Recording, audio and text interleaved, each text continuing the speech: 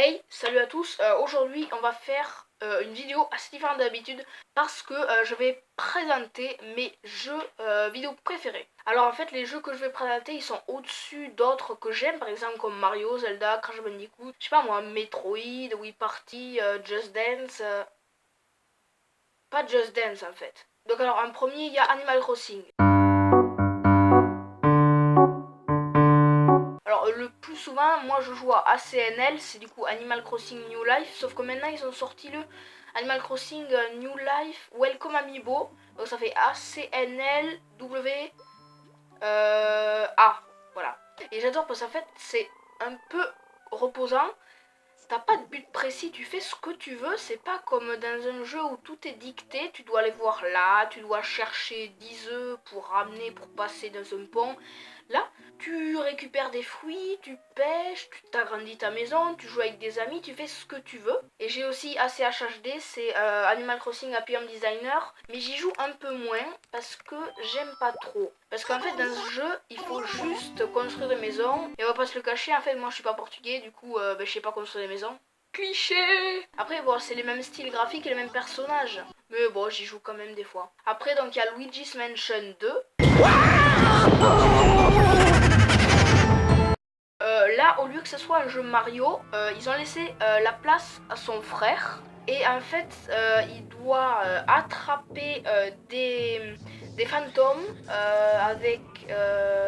Enfin, dans le 2, je sais qu'il doit les attraper parce que les fantômes sont devenus méchants, parce que la lune noire a été détruite, et donc il y a le professeur Catastrophe qui l'aide aussi.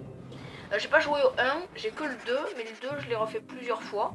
Et en fait, le jeu j'aime bien parce que l'histoire c'est cool, et en fait, c'est une sorte d'open world dans toutes les maisons, et au fur et à mesure des épisodes, tu débloques de nouvelles pièces et de nouveaux fantômes aussi. Et en fait, tu peux choisir d'aller un petit peu où tu veux. Enfin, il y a toujours, au bout d'un moment, tu dois aller à un endroit précis. Mais par exemple, au lieu d'aller dans une pièce, tu peux aller dans un autre. Par exemple, à chaque niveau, à chaque épisode, je sais que faut chercher un bout. Et à chaque fois, en fait, t'as des petits trucs cachés qui te serviront peut-être dans le futur ou pas. Et donc, c'est pas mal ça. Et donc, il y a la... Oh merde, j'ai oublié le mot. Lugubrité, voilà. Et donc la lugubrité du jeu, en fait, ça permet de s'immerger dedans, mais c'est vraiment stylé. Après, il y a Minecraft Story Mode.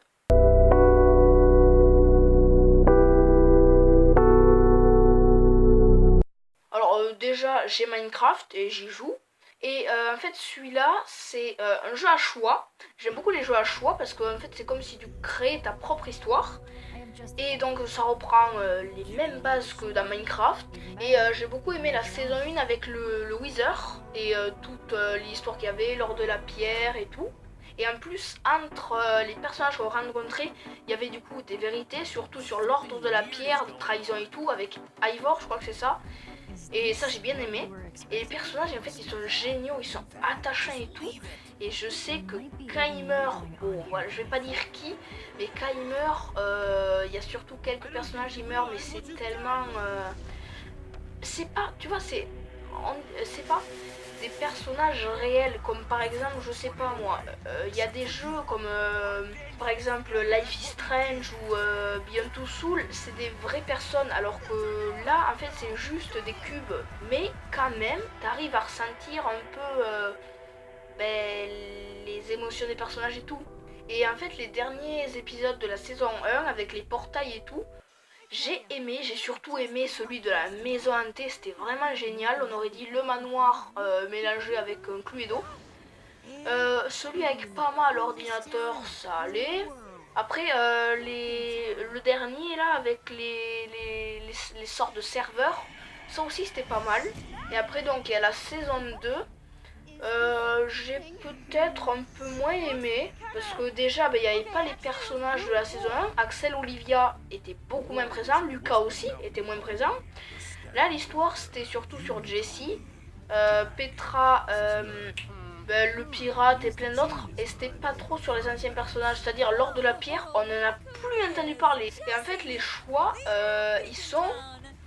Enfin, la plupart du temps, ils te mettent un peu des choix décisifs à certains moments, et soit des fois tu peux laisser quelqu'un se faire tuer ou tu peux aller l'aider. Et c'est souvent des choix comme ça. Et putain, mais en fait, t'arrives pas à choisir. Et en fait, j'ai pu jouer qu'à l'épisode 1 de la saison 1 parce que c'est le seul qui est gratuit. Mais sinon, les autres épisodes et tout, je les ai regardés sur YouTube, mais je les ai regardés plein de fois. Alors après, il y a Life is Strange. Ça, c'est un jeu de choix aussi que j'apprécie beaucoup. Alors il y a Life is Strange, puis après il y a Life is Strange Before the Storm qui se passe avant, puis après Life is Strange il y a Captain Spirit, et après Captain Spirit il y a Life is Strange 2. J'aurais peut-être tendance à aimer un petit peu plus Minecraft Story Mode, mais là ce qui est bien dans celui-là, c'est qu'il y a des remontées dans le temps et tout, et des choix aussi, ce qui influence surtout. Les derniers épisodes, enfin le dernier surtout, il est vraiment bien parce que elle retourne dans le passé pour essayer de se sauver ou de sauver quelqu'un.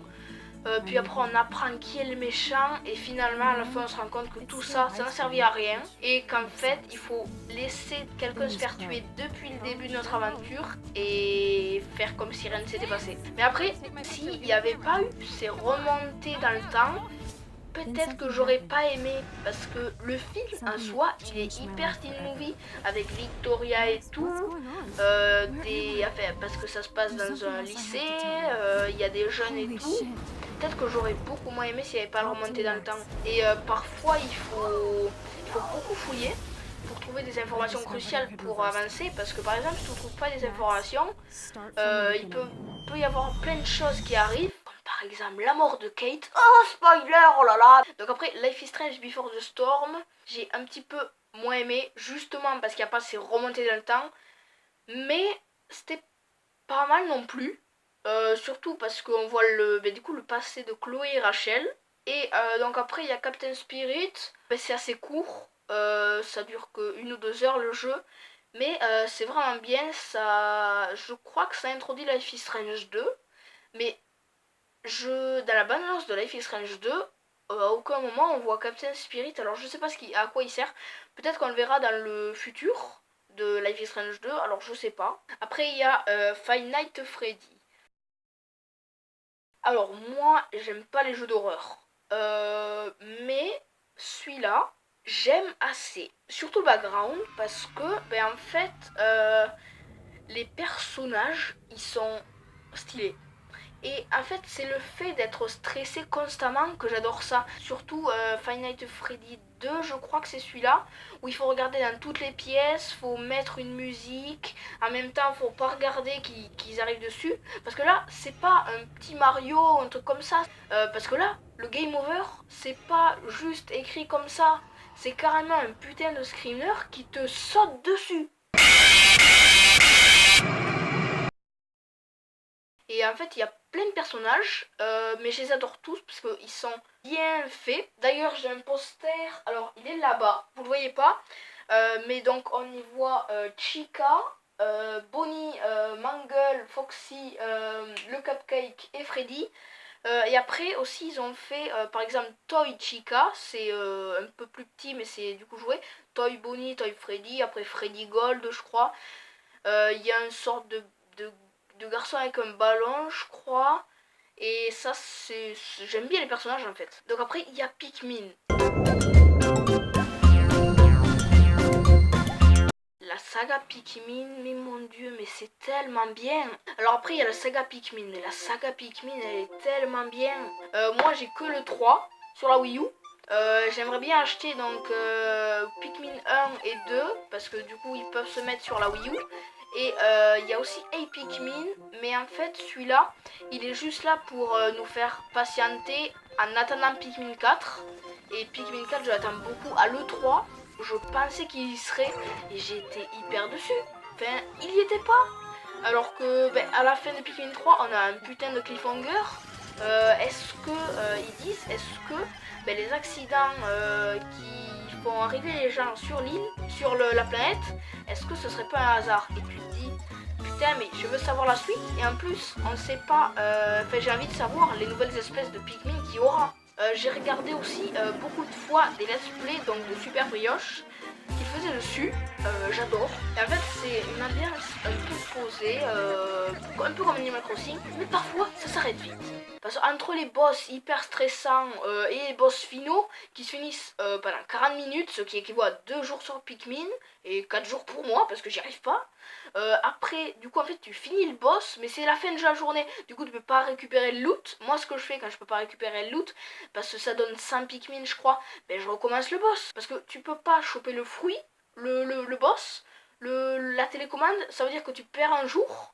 Parce que le jour que tu aurais pu le mettre pour aller à la nouvelle région, tu le perds pour récupérer 3 objets, ça te mettra même pas 5 minutes. Les putains de Pikmin de merde, ils ont des bombes, ils savent que c'est dangereux, ils les lâchent. Qu'est-ce que ça fait une bombe qui se lâche? Ça explose, tu perds plein de Pikmin. Après, il y a aussi beaucoup de casse-tête. Les casse-têtes, mais c'est chiant aussi. Après, le truc, c'est que pour économiser du temps, t'as 3 persos. Tu peux switcher sur chacun d'eux. Par exemple, je sais pas moi, Charlie casse un mur, Brittany va chercher un fruit, et l'autre, je sais pas qu'est-ce qu'il fait. Et c'est hyper compliqué de gérer ces 3 personnes, mais j'aime quand même ce jeu.